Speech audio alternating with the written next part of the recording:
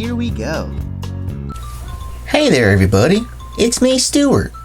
Today we're going to be reading a story from the Peanuts called Go Fly a Kite, Charlie Brown. Charlie Brown, he's always flying kites, so I think he'll enjoy it. But alright, well let's see what happens today.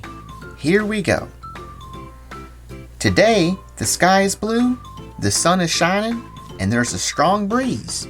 It's the perfect kind of day for Charlie Brown's favorite activity, flying a kite. See, I told you. Charlie Brown arrives at an empty field, empty except for one innocent-looking tree. He starts to run with his kite, and just as it is about to catch a gust of wind, he feels a sharp tug on the string. Charlie Brown turns to see what his kite is snagged on, and finds it stuck in the tree's branches. "Ugh!" Charlie Brown groans. "I knew this was a kite-eating tree," he shouts. "Now look, tree, that's my kite you've got up there, and I want it back," he says, shaking his fist. The tree says nothing. "You can't argue with the kite-eating tree," Charlie Brown says to himself as he begins the sad walk home without his kite. Oh man, I'd have climbed up that tree and got that kite. I don't know. Poor Charlie Brown. Charlie Brown gets to work making another kite, a red one this time. "Back so soon?" Sally asks him. "I'm hoping the kite-eating tree isn't in the mood for strawberry flavor," Charlie Brown replies as he heads outside with his new kite. "Everyone likes strawberry flavor," Sally says. "Don't they?" "Yeah, I guess that's true. I love strawberry flavored things." And sure enough, as soon as Charlie Brown starts running with the red kite, he feels that familiar tug on the end of the string.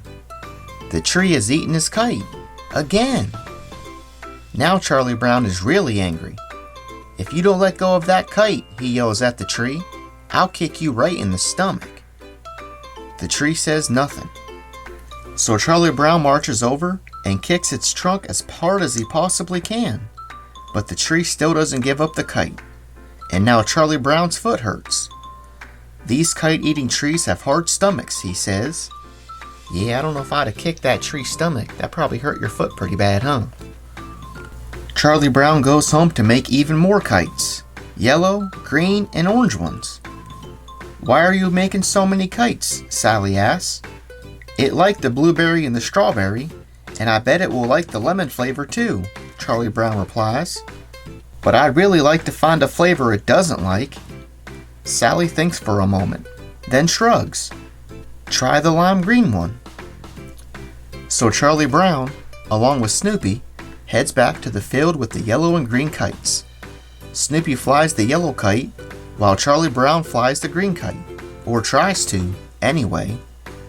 The tree quickly eats Charlie Brown's kite, as usual. But he is surprised to see Snoopy flying the yellow kite high up in the air. "What did you expect?" thinks Snoopy. "I'm the world's greatest kite flyer." Yeah, look at him go. Poor Charlie Brown. Can't get no kites to fly. "I guess the tree doesn't like lemon flavor after all," Charlie Brown says. "I need to take note of that." But when Charlie Brown attempts to fly the yellow kite himself, the tree eats it. The kite-eating tree seems to eat any kite Charlie Brown is flying. "I can't stand it. I just can't stand it," Charlie Brown exclaims. "What would you do if I decided not to fly any more kites this year?" he asks the tree. When he doesn't get a reply, he shouts, "You'd starve to death. That's what you'd do." Charlie Brown is still mad, but a small part of him feels better knowing that the tree needs him. It's nice to be needed, Charlie Brown thinks to himself. That's silly. That tree's not actually eating them kites, they're just stuck up there, Charlie Brown. That's when he runs into Lucy and Linus. "You hate that tree, don't you, Charlie Brown?" asks Linus. Charlie Brown nods. "You know why I hate it? Because it's greedy, that's why. Even while it has a kite in its branches, it'll reach out and grab another one. It's like a little kid eating French fries. One is never enough." Linus and Lucy decide to check out the kite-eating tree for themselves. "Don't get too close," warns Charlie Brown as they walk away. "Be careful. That tree likes to eat kites, apparently." When she sees the tree, Lucy gets an idea. If the kite-eating tree eats kites, maybe it also eats dirty blue baby blankets that certain little brothers need to stop carrying everywhere, she thinks. I don't want to live in a world where kite-eating trees exist, says Linus sadly, as he looks up at the pieces of kite poking out of the tree. That's when Lucy takes his blanket, oh no, and feeds it to the kite-eating tree, which gobbles it right up. Linus stands in shock for a moment. My own sister threw my blanket up in a kite-eating tree, he wails, and runs to Charlie Brown and Snoopy to ask for help. Oh man, what a mean old sister. That wasn't very nice, was it? Snoopy immediately puts on his rescue squad hat.